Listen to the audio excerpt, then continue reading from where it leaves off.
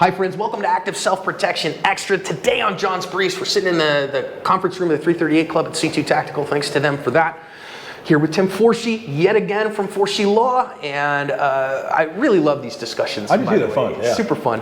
And we had a video on the channel recently of an officer being assaulted from a guy who didn't want to go to jail. So assault an officer, that seems wise. Always ends well. And a private citizen came to that officer's defense with a firearm. Yeah.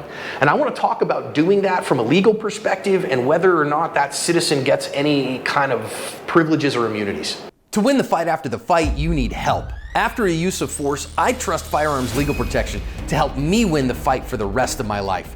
From their 24/7 attorney-answered hotline to coverage for the use of all legal tools, Firearms Legal Protection has you covered. Get a discount by signing up at the link below.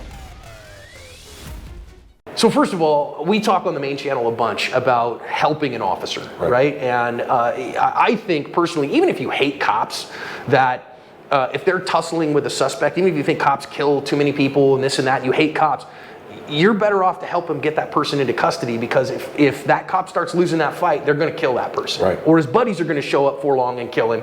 And so you actually do the moral good thing. Even if you're not helping the cop, even if it's you still hate smart the cop, to help. right? Yeah. Right. Even if you're not about helping, okay. But in this case, private citizen shows up because this cop's fighting for his life, and he's been OC sprayed, and the guy's tried to get his gun and those things, and then he's kind of run off, and the citizen comes out and shows up with a gun.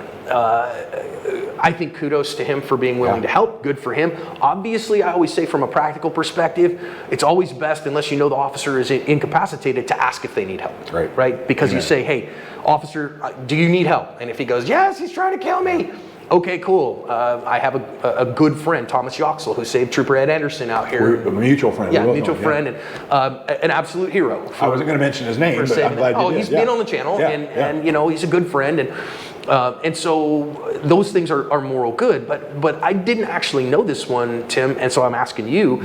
So if an officer says, yes, I need help, or they say, help me please, right? And you step in to help them. Now, do you gain any of the kind of qualified immunity that they have from civil suit? The answer is technically yes. The practical answer can be, oh my God, who knows, right? So right, because anybody can sue anybody. Exactly, anybody can sue anybody. Are you a deputized cop? Does the 11th Amendment blanket you as an employee of the government? No, but in essence, you kind of are a deputized cop if the cop said, yes, please help. But guess what? Oftentimes, if the cop really needs help, he can't say they won't be able to say that. That's exactly right. You've got to make a judgment call. The third time you see the guy kick the cop in the side of the head with a steel-toed boot, do you stand by or do you get involved? Yeah. So, I mean... Well, and I think that you're not morally or you're not legally obligated to get involved. You're never, ever legally obligated to become a Good Samaritan. Right. People say, well, there's a Good Samaritan law. I've got a CCW. That protects me. That means I have to... No, it doesn't mean that. It means that if you act, you get better protection from civil liability. If a doctor, my wife's a pediatrician, if my wife is in an emergency situation and she's giving CPR to a 92-year-old man. Right, she breaks his ribs. And she breaks his ribs and punctures his heart, she's not held to the standard as a physician. Right. She's held to the standard as somebody in a Sears store that was helping a little old man. Right. That's the Good Samaritan blanket, right? That's where that comes in. So it doesn't give you any duties that you didn't otherwise have. The question is, does it give you a blanket of protection? And of course, if we're talking about civil liability, I think we've talked about this before, you know my perspective on that. I'm not worried about civil liability. They're never not really a big thing. Now, if the only way they're going to come after me in that case civilly is if they think they can tie me back to the police department to get to the money pool. Right. Because what I did was an intentional act. My car policy, my homeowner's policy is not going to cover that. Nope, so intentional acts. Why are they going to spend thousands or millions of dollars coming after me in court knowing that they'll never get an enforceable judgment against me? I'll just declare bankruptcy and homestead my house and you're never going to get a penny. The only way that would actually happen is if they can tie me back into the government to try to make the government's money pot help out because of my actions. And that would be a stretch probably as well there. So. Well, and I do think there's some of that stuff that everybody misunderstands qualified immunity. I just get ridiculous. The 11th Amendment is a hard one, yeah. Well, and they go, well, you know, those cops don't get prosecuted for criminal offenses because of qualified immunity. Qualified immunity has nothing to do with criminal court. It has nothing to do with state charges either. Or intentional acts. It has to do with negligence and recklessness. And it protects them from civil suit. That's right. In cases where they are acting within the scope of their jurisdiction and the scope of their training.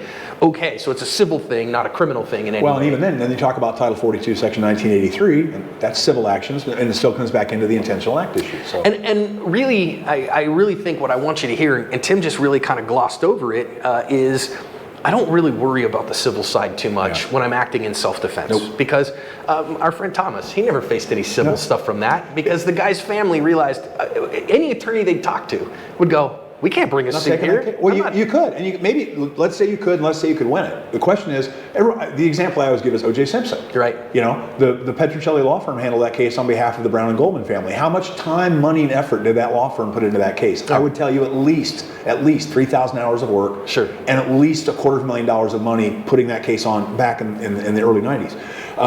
Knowing full well they'd never get a penny out of a multimillionaire named O.J. Simpson, because he would divest himself of his assets legally. He'd move to Florida, homestead his house. You can't get to his arrested protected pension.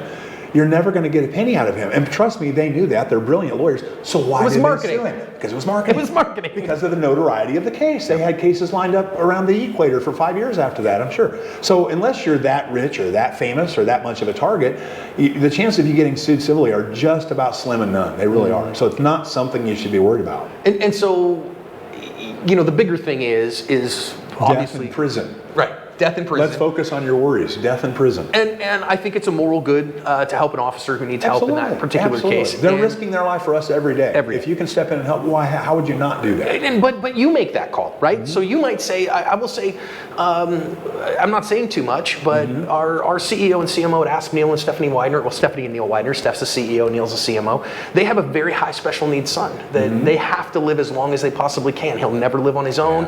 And so their risk calculus is different. Sure. I say, listen, if I go down helping, my wife knows what's going on. We've got the stuff set up that she'll be okay.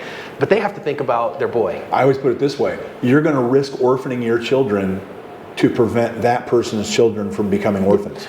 And so you might feel, I have to do that. Right. I can't, you may say, I can't live with myself if I don't. And I have to look at myself in the mirror. I just want you to do that ahead of time. I wouldn't worry about the civil liability. No, it's not really the thing. Literally the last thing you think about. Last thing you think about. And you do have to act responsibly. So listen, if you're, Thomas drew his firearm and shot that perp 4 times. Why? Because he's good with a gun, and he did so without endangering Trooper Anderson. If you also the backstop. I mean, you're shooting on an interstate freeway. On an interstate, but if you're not that good, you can't necessarily do that. You got to know your skill set and those kinds of things, because God help you. I mean, God forbid you shoot the cop. What's the first thing? Or a bystander. The credo of the Hippocratic Oath. Do no harm. Do no harm. So. Do no harm. So make sure you're doing that. Don't worry about the civil liability. Tim, appreciate it. Absolutely, my pleasure.